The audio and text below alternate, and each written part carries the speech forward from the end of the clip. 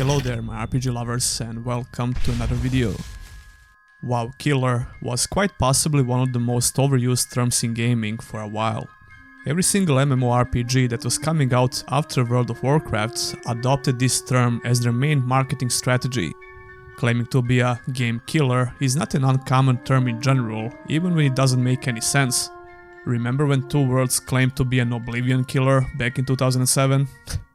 Everyone pays. You have no money? Ha ha, then give me your pants. Yeah, anyway, the current state of MMORPGs is not amazing, but it's not bad either.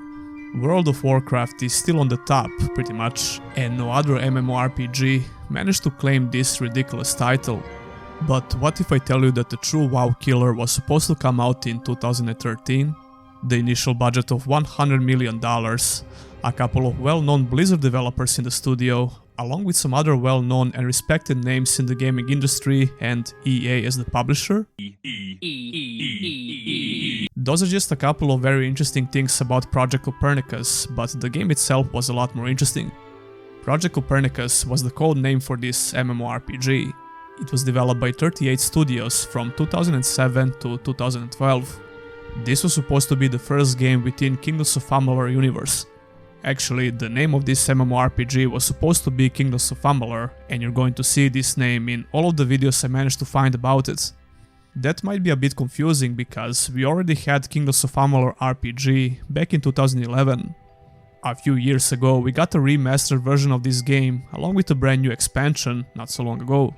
Kingdoms of Amalur Reckoning was a AAA single-player action RPG released in 2011. Ironically, a lot of people describe this game as a single-player MMO.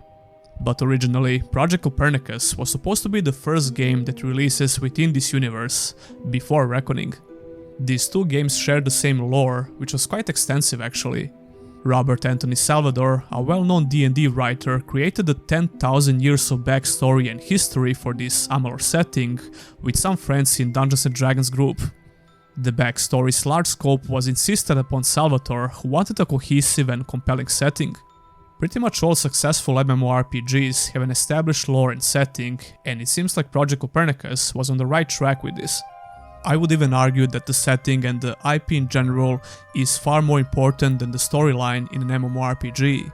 38 Studios wanted to introduce the people to the Well of Souls, which was one of the main plot devices in the lore of Amalur. This is something that we got to see in Kingdoms of Amalur Reckoning as well in the beginning of the game. You start the game as a dead character basically, and somehow you get resurrected by the Well of Souls. This event broke the predetermined path, or destiny, which all living beings were supposed to have in this world. That allowed you to make your own path within the story and the gameplay in Reckoning. The Well of Souls was a central theme of Copernicus' story as well. The social and psychological effects of the Well of Souls was supposed to be explored in the story of Project Copernicus. Copernicus was supposed to have 8 playable races. Judging by this video, the races look decently varied, but it's nothing crazy. They resemble your typical fantasy races like dwarves, elves, goblins and humans. Although we could see some giant races as well, which kinda look cool. They had some plans to include another playable race, which will be very cool to see. Those will be the centaurs, but technical difficulties with their animations and programming meant they were unused. The founder of 38 Studios, Kurt Schilling, was a passionate WoW player, and we could see him playing WoW in the background of this interview. And apparently he was a big fan of centaurs. This horse and rider is the only image they would reveal. Oh, and a drawing of a half-horse, half-man centaurian Schilling visualized. Does he remind you of yourself? Really, Nick? I managed to find 6 different trailers for races, so I'm assuming that all of them were supposed to have a dedicated trailer. All of them have a nice little introduction before you start the game, and I'm going to sound like a broken record, but yeah, it's just like WoW. The story had a planned 4-year arc, which focused on different factions within Amalur banding together to fight a common enemy. But we didn't even mention the most interesting part about the story in Project Copernicus. And if you're keeping up with MMORPG's news, you could find the next segment very similar to another upcoming MMORPG. Steve Denuser, the current narrative director for World of Warcraft, was working on Project Copernicus as well. After the game got cancelled, Steve had a lot of things to say about this project. There's a lot more I'd like to tell you about the game, such as how fully planned 4-year arc was driven by player participation, how the theme of choice and consequence permeated our systems, content and world design, how the choices players made during our chapter-based story arc would cause permanent and lasting changes to each server changes that could be different from other servers, how expansions to the game world have already been mapped out and were tied into the chapter storyline, so the world will grow in a very organic and logical way rather than feeling like expansions were tacked on into the core game by a new team that was bored with the work that has been done before. How our storyline had a real conclusion because you can't tell a great story without an ending. The part about each server being different depending on the player choice in the story sounds very similar to what Ashes of Creation is planning to do with the node system. Come to think of it, it's one of the main selling points of this upcoming MMO. It would have been very cool to see how this system would work in Project Copernicus. A few trailers we have for Copernicus are also mentioning the Well of Souls as the main plot device, but this was just one aspect of the story, obviously. Speaking about the trailers, I managed to find a lot of in-game recordings with some actual gameplay. Most of these videos have poor quality, but they are good enough to give you some basic info about the game. Like I said before, in all of these videos the game is simply titled as Kingdoms of Amalur. I think that's another proof that this game was supposed to be the first game to come out before Reckoning. And I don't know about you, but judging by the visual style, I would say the Project Copernicus looks very similar to World of Warcraft. Shocking, right? Does he remind you of yourself?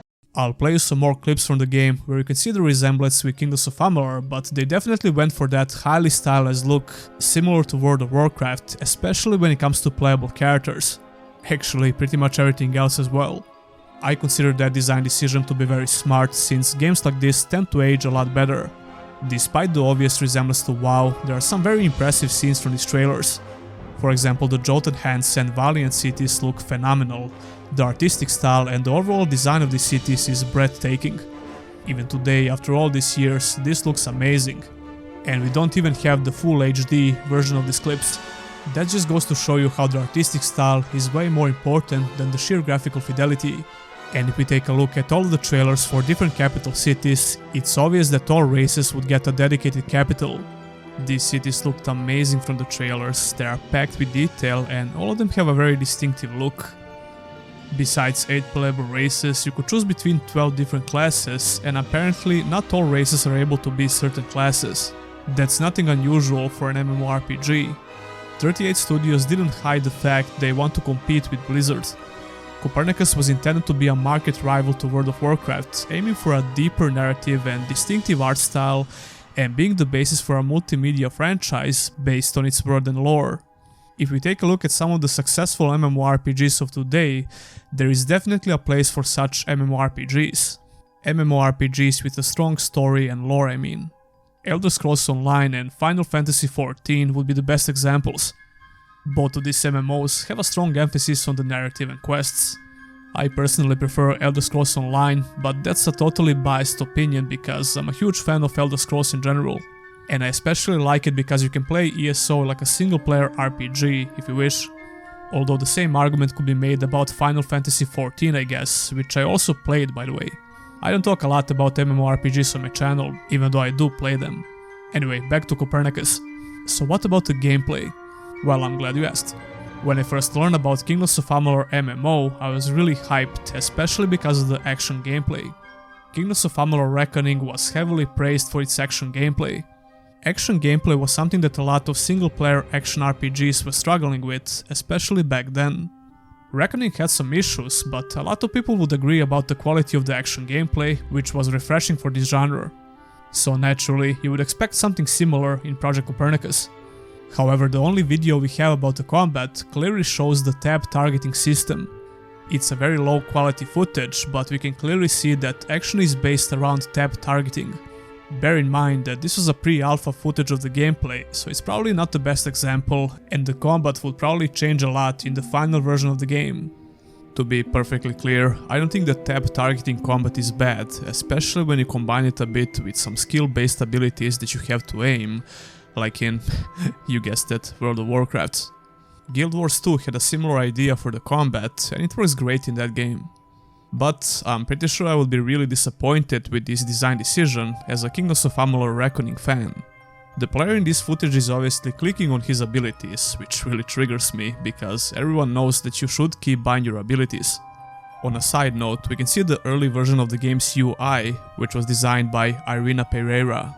Irina is known for designing the iconic UI in World of Warcraft, and we can definitely see some resemblance here, especially when it comes to the minimap, I guess. So it might be unfair to judge the gameplay solely by this clip, but it doesn't look all that great, especially compared to the gameplay from Reckoning. In fact, the founder of the studio said the following. Schilling faulted the game's slow production and frequent missed deadlines, saying that ultimately the gameplay wasn't fun. An anonymous employee later countered this, saying that a small playtest group within the company were enjoying their time in the game, but participation was limited due to difficulties accessing private servers. In another article, Schilling added, "The game wasn't fun, it was my biggest gripe for probably the past 8 to 12 months. Evidently the combat lagged and no one seemed to be playing it around the office." Here are a couple of more sentences from former employee who defended the game. "At one point, 6 of us all logged in to run through the first dungeon of the game, and it was really fun, and we said as much to the rest of the team, as well as giving constructive feedback about the game.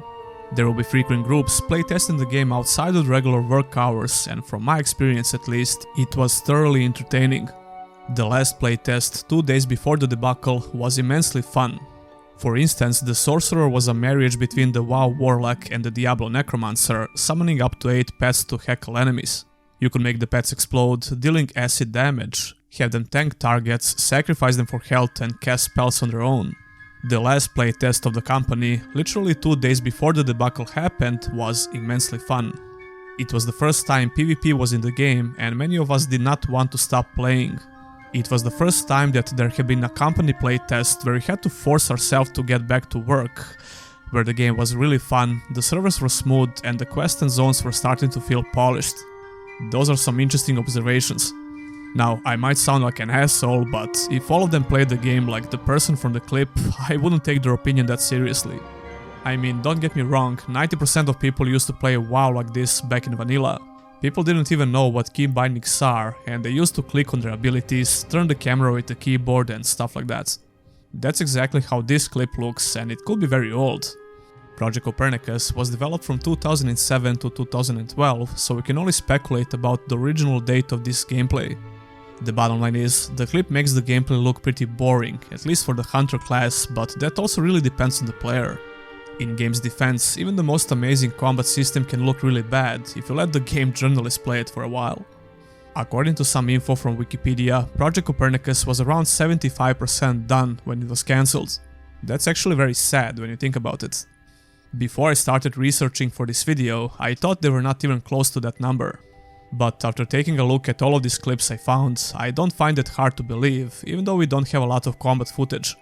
And we have to remember that even the footage we have was never meant to be seen by the public, except the official trailer. When it comes to the business model of Project Copernicus, it was supposed to be a free-to-play MMO. To circle back to that Steve the Noozer blog, he said the following. Kingdoms of Amalur would have been free to play. The idea was to have no cost for the client and no monthly fees, few barriers to adoption as possible. It wasn't going to be crippled, you weren't going to be kept from certain parts of the world if you didn't pay. The transactions were intended to enhance your experience, to give you more options like buying vanity appearances, stuff for your house, pets and mounts, etc. But would not limit your play of the core game. And there will be a premium membership option, of course it would. Much like a subscription that gives you perks and currencies, so you wouldn't need to fiddle with microtransactions if you didn't want to. Now, I don't know about you, but I find it hard to believe that this would be the best way to monetize your MMORPG. Not because I think the free-to-play model would not earn them enough money, but because the game would probably turn into pay-to-win eventually.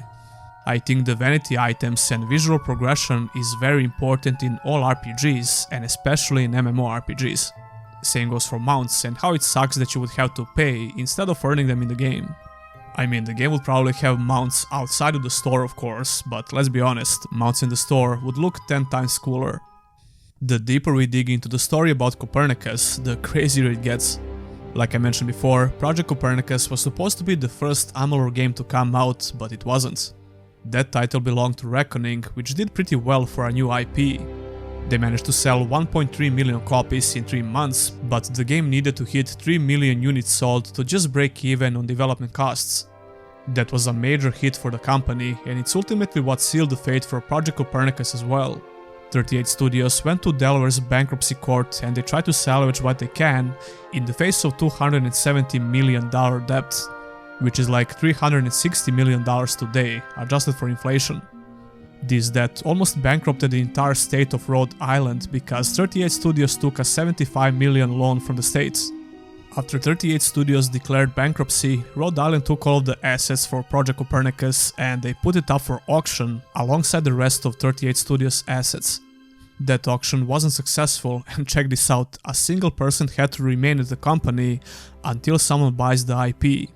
Jeff Easley was the name of this guy, and he was tasked with keeping the technical aspects of Project Copernicus running until a buyer could be found. That would only happen 6 years after the auction when THQ Nordic bought the IP for Kingdoms of Amalur and Project Copernicus. But wait, does that mean that Project Copernicus is still alive? Technically, yes. THQ Nordic is known for purchasing a lot of these older IPs, and it always seems like they have a well thought out plan for them. They hired a studio to create a brand new expansion pack for Kingdoms of Amalur Reckoning, along with a remastered version of the game. And just recently, I made a video where I speculated about the sequel for Reckoning, since we've been getting some unexpected free content updates for that game. I would say it's possible that THQ have some plans for Project Copernicus, since they acquired these assets back in 2018. Then again, it's been 5 years since then, and even though we have some juicy stuff for Reckoning, we still don't have anything about Project Copernicus. Despite that, I still believe that THQ would eventually do something with Project Copernicus assets. The game seemed to have a very solid core, created by some experienced MMO developers, and even the gameplay could be drastically improved if they care enough to resurrect this MMO from the grave. But maybe that's just me being on copium. Do I believe that Copernicus would actually be a WoW killer? No, obviously, but it could have been a great MMORPG to play, and technically it's still alive, kinda. Anyway, tell me your opinion about Project Copernicus in the comments below. If you like this video, pressing the thumbs up button and subscribing would mean a lot. And if you love the content on this channel, consider becoming a Patreon or a YouTube member. Many thanks to all of my current supporters, and I'll see you in the next one.